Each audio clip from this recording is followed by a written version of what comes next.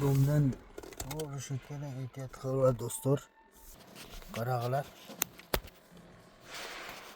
Ota-onalar o'zlari nima qiladi-da mana qilib. Mana qaranglar. Ota-onalar o'zi olib kelib, o'zi o'rgatadi mashina. Enasi ham o'tiratmaydi. Uni ochiq ekan mana.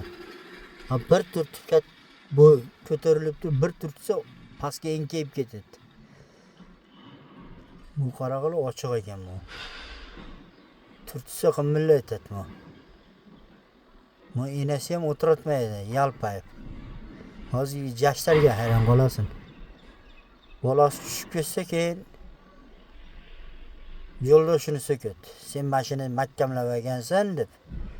O'zlari aybdor. Mana bola qaranglar.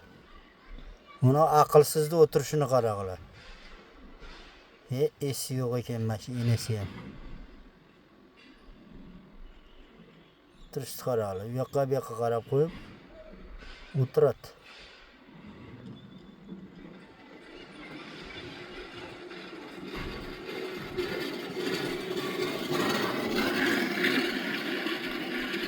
Tushib ketsa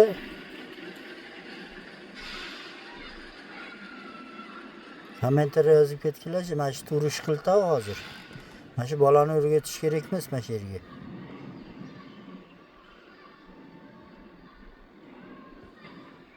Turishni qaranglar.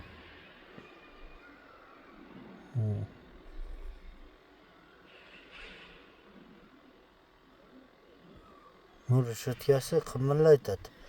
Ochilib ketsa, bu enasini o'tirishini qaranglar. Mana shu enasi turish qildi-ku. Bunday qilib do'stlar, domda yashaganda rishetkasini bekitib qo'yg'lar.